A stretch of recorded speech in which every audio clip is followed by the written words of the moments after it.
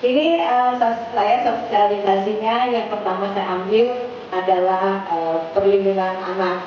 Nanti dibaca aja, saya nggak mau banyak-banyak, sedikit saja nanti mengulas. Nanti Bu Ayu mungkin bisa bicara, karena saya yakin kalau perempuan itu lebih peka kepada anak. Benar nih Bu? Bapak-bapak ngurus beli? Bapak-bapak langsung nengok aku. Bapak-bapak ngurus dia rumah duit bayar. Dari rumah saham gawe anak ya bayar. Setelah itu mah terserah Anda, jadi buat panjungkir balik dengan makanan beli. Betul. Jadi ibu-ibu tolong bapak-bapak isi anak bapak-bapak calon bapak Fahri. Ya, perlindungan anak ini kalau anak laki-laki harus ada bapaknya. Ya, kalau anak perempuan juga bapaknya juga harus hadir. Ya, biar enggak perempuan yang jadi ngelendotnya ke laki-laki. Ya, karena anak perempuan perlindungan anak itu perlu. Ayo, Mbak Desi. Nih, dibaca baik udah Bu. Fahri istilah mewakili Ibu Gede. Nah, ini latar belakangnya karena dari PBB juga ada konvensinya tahun 1945 juga kita ada di undang-undangnya tentang perlindungan anak sudah ada di sana. Tapi makin ke sini apa karena beritanya atau bapak ibunya sudah pada dengar didiknya ya. Jadi tolong kita ingatkan lagi Perda provinsi ini agar masyarakat juga paham. Makin individualistis ya sekarang. Di desa aja seperti itu, bener Bu? Ning tanggap loli menu campur dia. Anak kayak diapakan baik, terserah baik. Padahal itu ada dalam undang-undangnya. Kalau kita tetangganya juga mendiamkan, ya nggak boleh. Karena kita bisa lapor untuk perlindungan anak itu. Lanjut. Nah ini babnya tuh, baca sendiri Fahri. Ada satu ketentuan umum, ada perencanaan, ada yang ketiga tuh hak anaknya, yang keempat pemenuhannya tuh. Siapa yang harus memenuhi hak anak? Ada siapa aja? Aduh, jadi bapak baik. Ini ada bapak ibu ini nenek. Oh, ini Pak duit loh. Iya. Oh, bapak ini yang ini perlindungan khusus anak. Yang keempat, yang keenam partisipasi dan tanggung jawab masyarakat. Ya, anak nih bab berapa ki? 6. Apa anak bonus ki des? Iya. Diapalakan Bu, bab pira Bu? Bab 6 ya, dalam Perda yang nomor 3 tahun 2021. Des, kalau pertanyaan Des, kira Des. Perda nomor 3 tahun 2021 Perda Provinsi Jawa Barat. Partisipasi masyarakat ada di bab 6. Nah, ada ketentuan pidananya Bu. Jadi hati-hati kalau dulu bapak-bapak pada ibu-ibu kita zaman dulu kalau marah mukul kita nggak ada ketentuan pidananya ya. Sekarang ada ketentuan pidananya. Dalam Islam ya Pak Ustadz, punten, kita boleh ya memukul anak. Ada Kalau tidak boleh sholat di usia 10 lewat dari 10 tahun, boleh memukul anak. Tapi ada ketentuannya, dipukulnya di mana, gitu kan? Ya, mukulnya dengan apa? Itu ada dalam Islam sebetulnya. Bukan berarti anak dibiarkan begitu saja. Kalau anak dibiarkan begitu saja juga tidak akan patuh sama orang tua, tidak bisa menjalankan agamanya. Tapi ada tahapannya. Kalau sebetulnya dalam Al-Quran itu sudah paling betul, ya, nggak ada salahnya. Mendidik anak juga sudah ada. Bagaimana cara Rasul juga ada. Ya, kalau bapaknya yang suka jarang di rumah juga ada contohnya. Siapa contohnya? Bukan Bang Toyib, Nabi. Waduh, anak muda Bang Toyib. Siapa Nabi siapa? Nabi Ibrahim. Ada contohnya yang bapaknya kerjanya jauh gitu ya. Sudah ada semua dalam Al-Quran itu.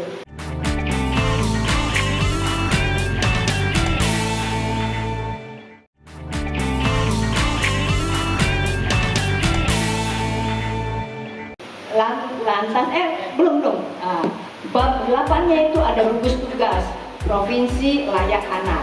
Nah, tadi saya sempat nih calon bupati Kabupaten Cirebon, saya bilang, Bu, berarti kabupaten juga harus ada gitu. Turunan dari gugus tugas dari provinsi Jawa Barat. Ada koordinasi, ada kerjasama, ada penghargaan, ada sistem informasi, ada pembinaan dan pengawasan, ada pembiayaannya, dan ada ketentuan penutupnya. Lanjut. Nih, saat ini situasinya ya seperti ini, bisa dibaca. Situasi ekonominya setelah COVID kita seperti apa, penyalahgunaan narkotika, alkohol marak, secara seksual juga sekarang makin kelihatan. Pornografi gampang sekali. Di mana yang gampang sekali pornografi dilihatnya? HP. Anak kecil sekarang sudah pegang, dari bayi aja udah pegang.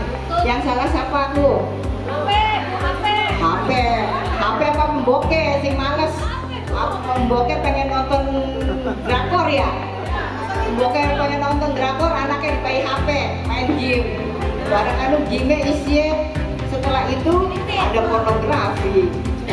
Ya, jadi ini yang harus jadi perhatian kita. Termasuk ada penyandang cacat. Yang terakhir kemarin saya lihat tidak sengaja Bu Ayu, saya lihat di Instagramnya Ustadz Fatih Karim, beliau marah besar di situ kepada salah satu pesantren yang pernah beliau angkat untuk mendapatkan donasi. Bukan salah satu, pendirinya sendiri adalah predator anak. Ada 32 anak yatim Bu yang kena sodomi. Pesantren Bu kedoknya. Jadi tolong masyarakat ini lihat ya di sekitarnya. Lihat di sekitarnya kita ada pesantren seperti apa, ada sekolahan, atau ada orang yang kumpul-kumpul yang mencurigakan. Bukan kita kepo, tapi wajib ya punya. Kalau ada kejahatan di suatu daerah ya Pak Ustadz, kalau kita mendiamkan kejahatan itu, sama aja kita memperbolehkan kejahatan itu terjadi. Itu Bu yang terjadi. Silakan lihat di Instagramnya Ustadz Fatih Karim. Saya kaget pas buka dia maki-maki sampai beliau bilang, kamu itu jahanam kayak begitu Pak Ustadznya. Karena saya beliau merasa ikut menarik orang untuk memberikan donasi infaknya atau zakatnya ke pesantren itu. Ternyata yang mendirikan adalah orang yang tidak bertanggung jawab. Pencegahannya, perumusannya seperti ini, bisa dari pendidikan, kita juga nanti masuknya ke ibu-ibu rumah tangga atau RT RW, kita sosialisasi perda ini agar peduli masyarakat terhadap perlindungan anak itu tinggi. Jadi tidak lagi kita bodo amat anaknya siapa digebugigah. Nggak ada kata begitu ya. Kita harus peduli. Kenapa?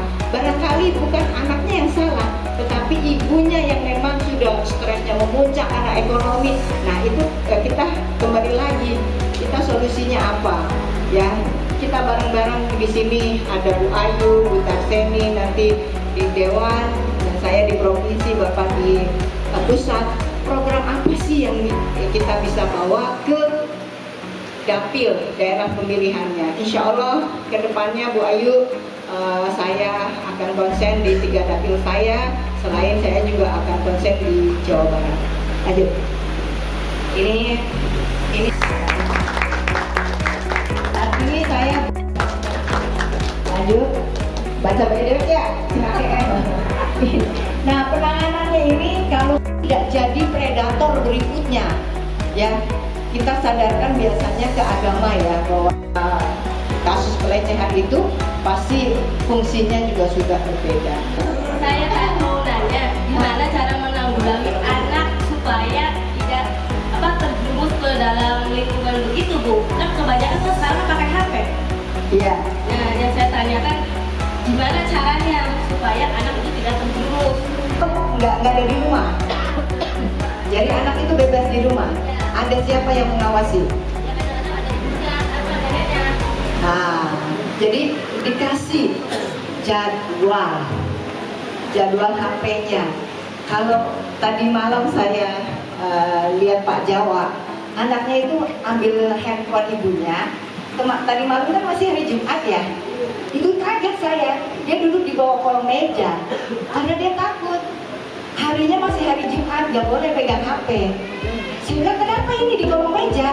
Gitu kan? Iya, dia pegang HP ibunya. Karena belum waktunya boleh pegang HP itu hanya hari Sabtu dan Minggu. Sampai begitu patuhnya, dia takut dia, karena memang sudah ada aturannya.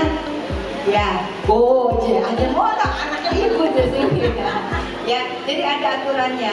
Terus lihat Bu, perkembangannya. Kalau sekolahnya, kalau tingkah lakunya anak itu sudah menyimpang, tidak nurut sama kita, itu udah tanda-tandanya kalau narkoba harus diputus. Ya, jadi jangan sampai terjerumus. Karena memang pergaulan memang dari situ awalnya. Ya, dengan temennya juga gamenya barengan. Ya itu.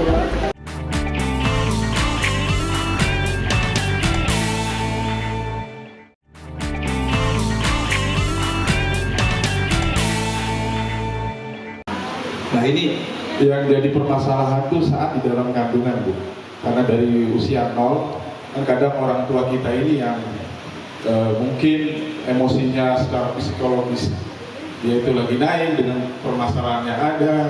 Tadi yang disebutkan oleh Ibu dari masalah ekonomi misalnya. Jadi ini apa kiat-kiat khusus untuk ibu-ibu yang mungkin ini ya, Mas Fahri ini kan nanti mau punya istri nih. Jadi untuk agar anak kita ini menjadi anak waladun soleh yang mulai. Terima kasih Bu. Sebetulnya mulai itu dari individu bapak ibunya sendiri.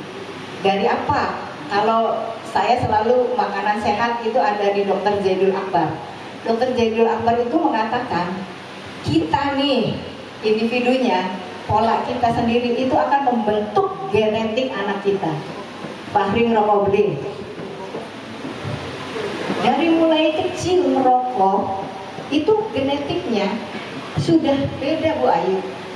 Genetik anak yang diturunkan dengan bapak perokok atau bapak peminum yang tukang mabok, ganja, narkotika, itu akan berbeda keluarnya pada saat nanti berhubungan suami istri. Istri yang perempuan juga sama, cara pola makannya ada seblak Indomie baik. Benar ya? Pola makan sehat, banyakin sayur, banyakin buah, itu pasti mukanya kinclong. Benar nggak? Katanya sudah dilakukan. Saya ini sudah usia saya 58 tahun. Bu Ayu nggak beda jauh sama saya. Kita masih bisa berdiri di sini, nggak jongkok. Benar nih? Masih jadi anggota dewan, masih keliling-keliling. Kenapa? Dari pola makan. Di usia saya 46 tahun, saya masih lahiran Bu Ayu. Saya masih lahiran, ya anak saya yang terakhir itu usia saya 46 tahun. Bayangin, saya tidak menyangka karena saya sudah punya alergi. Saya 2 tahun lebih sudah tidak makan yang namanya fast food. Saya makannya sayur, buah, sudah teratur. Biarin dikatain orang, Bu Ratna tambah kaya kalau makannya bawa terus dari rumah. Saya sudah nggak bisa, alergi tadinya. Ketan sudah nggak bisa, segala macam nggak bisa. Saya perbaiki pola makan itu 2 tahun, sayur, buah. Dan kebetulan saya diajak Pak Herman waktu itu jalan-jalan. Karena bonusnya beliau kan sering ke luar negeri, saya nggak bisa ikut tugas karena saya PNS waktu itu. Saya ke Yunani. Di sana saya menemukan satu yang ada di dalam ayat Al-Quran, Pak Ustadz. Apa? Minyak zaitun dulu. Wahyu minyak zaitun ya. Itu saya taruh di salad setiap hari, setiap saya makan. Ya, alhamdulillah wasilah itu bisa saya tegak berdiri di sini. Dan memang waktu ya 2 tahun setelah saya pola makan saya perbaiki, barangkali di sini ada yang pengen ngomongan lagi atau belum punya ngomongan, perbaiki. Kalau saya pengen Indomie, Bapak masih makan ya, Pak Herman kan kelihatan ya badannya ya. Dan di situ saya nyicip aja, paling nyicip, oh rasanya Indomie kayak gini, udah. Jadi saya tidak berlebihan makan seperti itu. Jadi dari zaitun itu kulit juga kita lembut, pencernaan kita juga lancar. Kalau yang suka mencret, kalau makan pedas, coba makan itu dulu sebelum makan pedas. Dan alhamdulillah saya sudah menerapkan pola setiap pagi saya 1 buah kurma asli. Kalau puasa saya biasanya kemarin berbuka, saya alhamdulillah sudah menjalankan ayamul bid setiap bulan 3 hari. 13, 14, 15 setiap bulan Muharram, maksudnya bulan Hijriah, dan Senin Kamis saya lakukan sejak SMP. Itu sudah saya lakukan. Itu ya, jadi dari mulai diri sendiri dulu. Saya sedang sosialisasi Perda nomor 3 tahun 2021 tentang perlindungan anak. Perda ini dari DPRD Provinsi Jawa Barat yang harus disosialisasikan ke masyarakat. Tadi sangat antusias dari masyarakat. Saya batasi 3 pertanyaan, bagus-bagus sekali pertanyaannya, karena sebetulnya perlindungan anak ini adalah masalah yang sehari-hari klasik dilaksanakan dan dilihat di sekitar kita banyak sekali kejadiannya. Yang akhir-akhir ini yang sedang viral yaitu adanya salah satu komunitas yang mengatasnamakan keagamaan, namun dari pimpinannya sendiri melaksanakan kegiatan itu dibarengi dengan adanya pelecehan seksual, sehingga kita kembali, untuk saya sendiri kembali mengangkat kenapa saya mengambil judul pertama kali Perda Sosialisasi Perlindungan Anak, bukan tanpa sebab, karena pada saat ini generasi kita itu generasi terbesarnya adalah di generasi anak-anak. Nah, nanti ke depannya kita harapkan di 2024, di 2045 adalah Indonesia emas. Di 2045 itu pemimpin-pemimpin muda yang saat ini adalah anak-anak yang harus kita lindungi, kita berdayakan. Anak itu menjadi masa depan dan pemimpin Indonesia ke depannya. Sehingga saya concern hari ini saya mengambil judul dari Perda Perlindungan Anak. Insya Allah di lain waktu, di lain kesempatan saya juga bisa mengambil perda-perda yang lain yang bisa disosialisasikan untuk ke masyarakat. Barangkali itu Mbak Desi. Harapannya Ibu ke depannya dengan adanya Ibu mengambil perlindungan anak apa untuk masyarakat wilayah? Ya, jadi seperti yang saya katakan bahwa perlindungan anak ini tidak hanya individu, masyarakat juga harus terlibat. Tadi sudah jelas di pasal 23 dari Perda nomor 3 ini menyatakan bahwa kewajiban masyarakat juga turut serta mengawasi, melindungi masyarakat sekitar, melaporkan adanya kekerasan atau kita butuh perlindungan, ada orang butuh perlindungan, ada anak yang butuh perlindungan, masyarakat di sekitarnya sudah bisa ikut berpartisipasi karena itu merupakan kewajiban, tidak hanya kewajiban individu tetapi kewajiban dari masyarakat. Ini Bu Iyum, ini bisa tensi tuh makanya. Love, oke, pakai love.